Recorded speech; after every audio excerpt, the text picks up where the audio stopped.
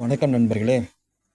Jacqueline போட்டி ஆரம்ப முதல் வாரத்திலே உங்களுக்கெல்லாம் தெரியும். நான் வீட்டுக்குள்ளே வரமாட்டேன், வெளியில் இந்த பெட்டில் தான் படுத்துக்குவேன் அப்படின்னு சொல்லிட்டு ஒரு சில வேலையெல்லாம் பண்ணாங்க.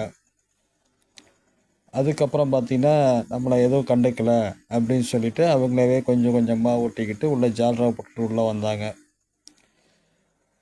ஸோ போட்டி முதல் 2 வாரத்தில் ஜாக்லின் வந்து பவ்யமாக தான் இருந்தார். அதுக்கப்புறம் மெல்ல மெல்ல அவரோட அதான் என்ன சொல்கிறது செயல்திறனை இம்ப்ளிமெண்ட் பண்ண ஆரம்பித்தார். அதாவது எப்படி அப்படின்னா, இளிச்சவாயன் ரஞ்சித்தை கைக்குள்ளே போட்டுக்கிட்டு, ஜெஃப்ரியை கைக்குள்ளே போட்டுக்கிட்டு ஒரு கேங்காக ஃபார்ம் பண்ணுற மாதிரி பண்ணாங்க. இன்னுமே ரஞ்சித் சார் அப்படின்னா போதும், அவர் உடனே ஜாக் ஜாக் அப்படிம்பார். பாவம், அவர் நல்ல மனுஷன். ஆனால் அந்த ஒரு விஷயத்தை பயன்படுத்தி கொண்டு ஜாக்லின் என்ன பண்ணுறாங்கன்னா, அவங்களோட மைனஸ் பாயிண்ட்டும் கேட்டு தெரிஞ்சுக்கிறது. எல்லாத்தோட மைனஸ் பாயிண்ட்டும் அப்படி தான் பண்ணுறாங்க அவங்க. அப்புறம் உடனே அவங்க சரியில்லை, இவங்க சரியில்லை. அதான் ரஞ்சித்தோட மைனஸ் பாயிண்ட்டை கேட்டு தெரிஞ்சுட்டேன், ரஞ்சித் சார் வேணாம். அதான் அவங்கள வந்து ஜாக்லின்னா ஜாக்லின் அப்படியே அவங்களுக்கு அடிபணிஞ்சு சர்வீஸ் பண்ணிக்கிட்டே இருக்கணும். அவங்களுக்கு ஒரு வேலைக்காரன் மாதிரி. கொஞ்சம் பிரிஞ்சுட்டா உடனே அவங்க வேணாம் அப்படின்றது. ஒரு உதாரணத்துக்கு இன்றைக்கி ராணுவ அதான் அந்த சைக்கிள் டாஸ்க்கு, லேபர் டாஸ்கில் வந்து சைக்கிள் ஓட்டினப்ப ராணுவ ஏதோ சின்னதாக ஒரு 2 நிமிஷம் 3 நிமிஷம் ஒரு 5 நிமிஷம் டீஸ் பண்ணிட்டாப்புல.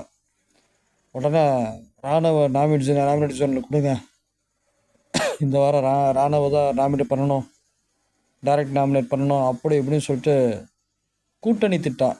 யார்? முத்துக்குமரன், மஞ்சரி, ஜாக்லின், இந்த 3 பேர் கூட்டணி திட்டம்.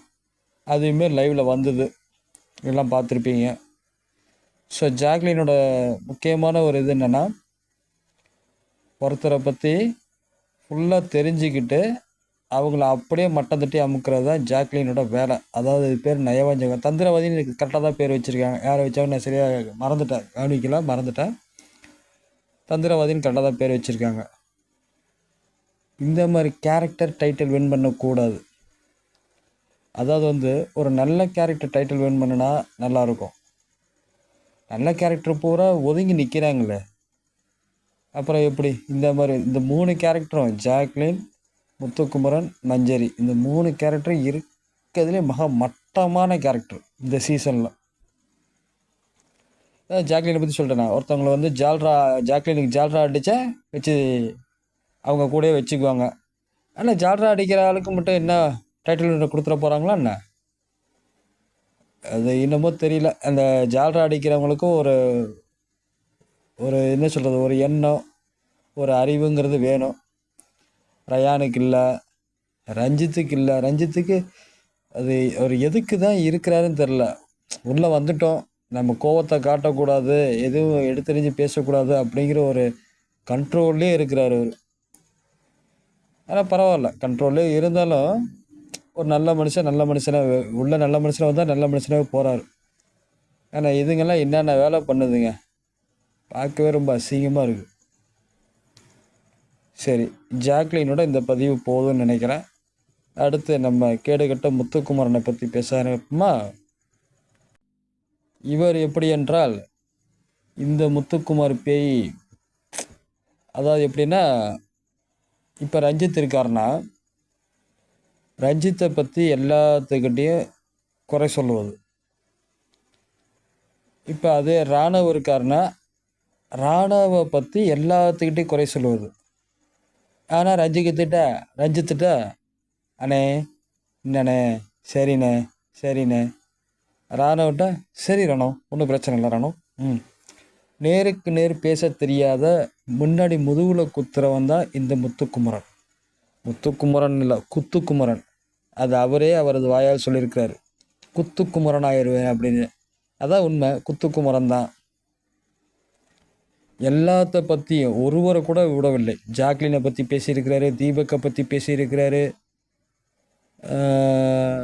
பவித்ராவை பற்றி பேசியிருக்கிறாரு, ரஞ்சித்து, அருணை பற்றி சொல்லவே வேணாம், அவ்வளோ பேசியிருக்காரு. அருணை பற்றி கண்டினியூவாக 4 நாள் இல்லை, ஒரு 2 வாரம் பேசியிருக்கிறார் அருணை பற்றி. அந்த அளவுக்கு அதான் அருணை பற்றி 2 வாரம் எல்லாத்துக்கிட்டையும் மட்டமாக பேசியிருக்கிறார். அதான் இங்கே ஒரு பெரிய வேடிக்கை. இதில் என்ன நீங்கள் கணிக்க வேண்டியது என்னென்னா, இப்போ வீட்டில் ஒரு 10 பேர் இருக்கோம்னா அந்த 10 பேர்த்திட்டையும் தனித்தனியாக அருணை பற்றி தப்பாக பேசுறது. அப்போ அந்த 10 பேர்த்திட்டையும் பார்த்தீங்கன்னா அருணை பற்றி ஒரு தப்பான எண்ணத்தை புகுத்துறது.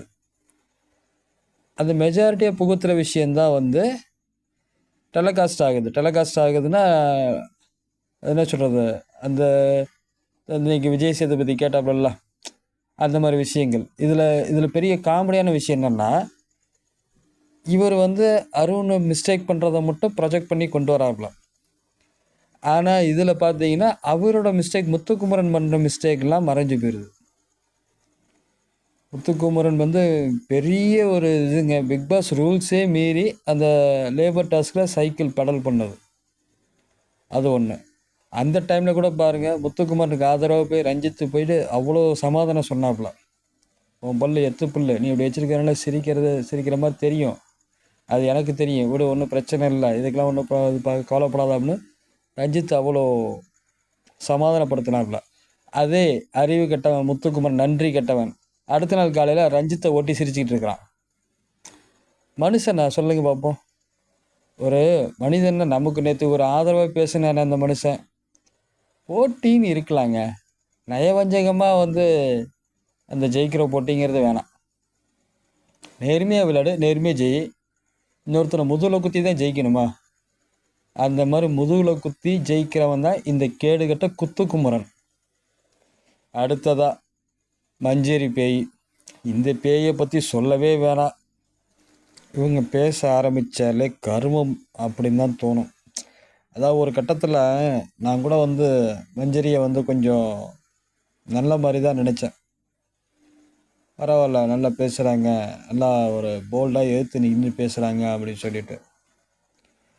ஆனால் இந்த போல்டு வந்து அவங்க தனி நபராக அந்த போல்டை அவங்க காட்டலை, கூட்டணியாக சேர்ந்து தான் பண்ணாங்க. முத்துக்குமரன் மஞ்சரி பேச ஆரம்பிக்கும் போது முத்துக்குமரன் வந்துடுவாப்புல. அப்போ இன்னும் 2 பேரும் சேர்ந்து பேசுகிறாங்க. ஸோ இந்த 2 பேர்த்தோட பவர் வந்து ஜாக்லின் தெரிஞ்சு வச்சுக்கிட்டாங்க. இந்த 2 பேர் பேசும்போது ஜாக்லின் 3ஆவது ஆட் ஆகிறாங்க.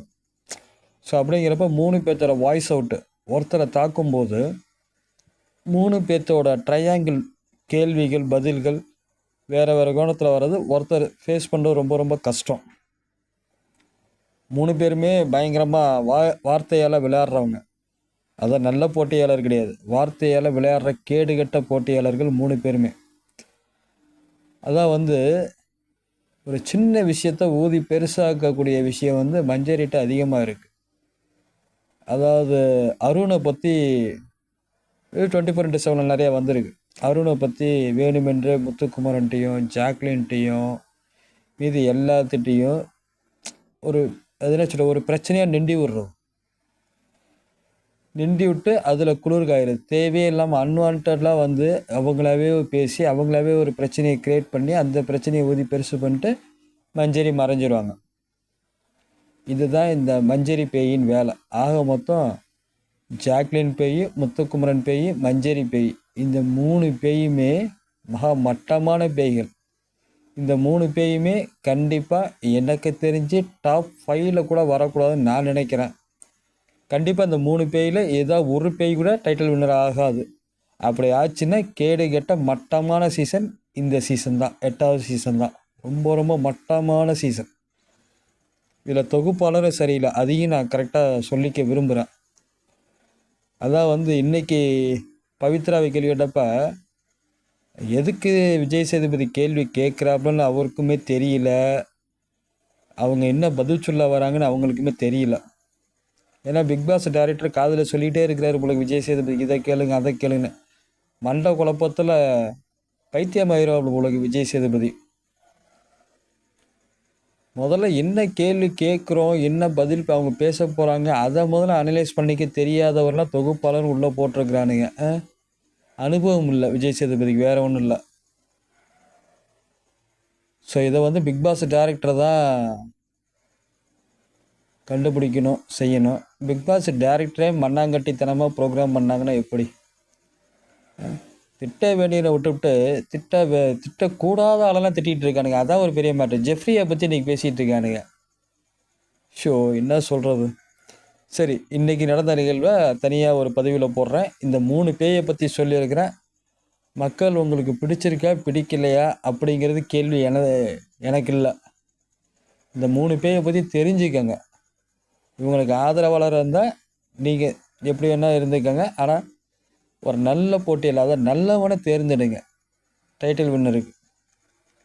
இனிமேலாவது யோசிச்சு பாருங்கள். இந்த 3 பேரும் முத்துக்குமரன், ஜாக்லின், மஞ்சரி 3 பேர் விளையாண்டதை கொஞ்சம் யோசிச்சு பாருங்கள். எந்த மாதிரி விளையாண்டுருக்காங்க, யாரை பற்றி எப்படி குறை சொல்லியிருக்காங்க, யார் முதுகுல குத்தி இவங்க வந்திருக்காங்க அப்படிங்கிறத கொஞ்சம் யோசிச்சு பாருங்கள். ஏன்னா இது மாதிரி போச்சு அப்படின்னா நாளைக்கு அடுத்த சீசன் பார்த்தீங்கன்னா ஒருத்தன் திட்டலாம், அடுத்த சீசன் பார்த்தீங்கன்னா இன்னொருத்தன் அடிக்கலாம். அப்படிங்கிற மாதிரி தான் டெவலப் ஆகி மட்டமாக போயிட்டுருக்கோம். நம்ம ஒரு ஷோவில் ஒரு நல்லதுங்கிற ஒரு கான்செப்டே இல்லாமல் போயிடும். இந்த ஷோ ஆரம்பத்தில் பார்த்தீங்கன்னா மொபைல் இல்லாமல் எந்தவித கம்யூனிகேஷன் இல்லாமல் எப்படி 100 நாள் ஒரு 15 பேர் 20 பேர்த்தோட உள்ள வீட்டுக்குள்ளே இருப்பாங்க, எப்படி சர்வே பண்ணுவாங்க அப்படிங்கிறது தான். ஸோ இதை பொறுத்தவரை மைண்டு கேமுங்கிறத விட எப்படி பொறுமையாக இருக்கிறாங்க, எப்படி பொறுமையாக வருவாங்க அப்படிங்கிறதான் அந்த கேம் ஆரம்பித்த நோக்கமே ஃபஸ்ட்டு சீசனில். அதுக்கப்புறம் கொஞ்சம் கொஞ்சமாக டெவலப் ஆச்சு. 7th சீசனில் கூட பார்த்தீங்கன்னா ஆர்கியூமெண்ட்டில் தான் போச்சு. விக்ரமுக்கும் அசீமுக்கும் ஆர்கியூமெண்ட்டில் தான் போச்சு. அதுவுமே நல்ல சீசன் தான், ஒன்றும் பெரிய ஒரு டிஃபிகல்ட்டான சீசன்லாம் கிடையாது. ஸோ அதுக்கப்புறம் இந்த சீசன் ரொம்ப மட்டமாக போயிட்டுருக்கு. 6th சீசன் அசீமும் விக்ரமும் பேசுனது. 7th சீசன் ரொம்ப ஒரு மாதிரி அதுதான் வேறு கோணத்தில் கொண்டு போச்சு. இந்த சீசன் பிக் பாஸே வேறு கோணத்தில் 7th சீசனில் மாற்றினது. இப்போ அதோட ஒரு சின்ன சாப்டர் தான் இந்த 8th சீசன் மாறிக்கிட்டு இருக்கு. ஸோ இந்த மாதிரி இடத்துக்கு கொண்டு போவேன்னா நான் நினைக்கிறேன். அது மக்களாகிய உங்கள் கையில் தான் இருக்குது, பார்த்து செயல்படுத்துங்க. நன்றி, வணக்கம் நண்பர்களே. முடிஞ்சால் சேனலை சப்ஸ்கிரைப் பண்ணுங்கள், லைக் பண்ணுங்கள், ஷேர் பண்ணுங்கள். ஏற்கனவே நம்ம சேனலை நிறைய வீடியோஸ்லாம் பிக் பாஸை பற்றி நிறைய ஃபுல் லென்த்து கண்டென்ட்லாம் அன்சீன்லாம் போட்டேன். 45 நிமிஷம் 1 hour ஒரு வீடியோலாம் போட்டேன். கிட்டத்தட்ட 3000 சப்ஸ்கிரைபர் இந்த ஒரு மாதத்தில் மட்டும் 3000 சப்ஸ்கிரைபர் வந்தாங்க. போல்டு ரிவ்யூஸ்னு இதே பேரில் தான் பார்த்துருப்பீங்க. ஐ மீன் முக்கால்வாசி 3000 பேர்னால் ஒரு 2% 3% பார்த்துருப்பீங்க. ஸோ அந்த சேனலே டிஸ்னி ஹாட்ஸ்டார் பேன் பண்ணிட்டாங்க. அதான் எப்படி சொல்கிறதுன்னா, அந்த போல்டு ரிவ்யூஸுங்கிற இதே இல்லாமல் பேன் பண்ணிட்டாங்க. இப்போ கூட இந்த சேனலுக்கு ஏகப்பட்ட வெரிஃபிகேஷன் அவங்க கேட்டு அதுக்கப்புறம் தான் அலோவ் பண்ணியிருக்காங்க. ஸோ நான் இதை பைசா ஆக்கணும், காசு ஆக்கணும் அப்படிங்கிற நோக்கம்லாம் கிடையாது. அப்படி இருந்துச்சுன்னா நான் ஏன் 1 hour வீடியோவில் நான் அப்படியே கிளிக் பண்ணி அப்படியே போட போகிறேன்? காப்பிரைட் வருங்கிறது எனக்கு தெரிஞ்சு தான் நான் போடுறேன். ஸோ இதில் ரொம்ப அநியாயமாக போயிட்டுருக்கு. தப்பு பண்ணுறவங்களுக்கு மட்டும்தான் அங்கே நீதி கிடைக்குது. தப்பு பண்ணாமல் நேர்மையாக பேசுகிறவங்கன்னா மக்களும் ஏற்றுக்க மாட்டேங்கிறாங்க, அதை சேனலும் காட்ட மாட்டேங்குது. அதான் நிறைய நான் சொல்லியிருக்கேன். பாருங்கள் நண்பர்களே, சப்போர்ட் பண்ணுங்கள். நன்றி, வணக்கம்.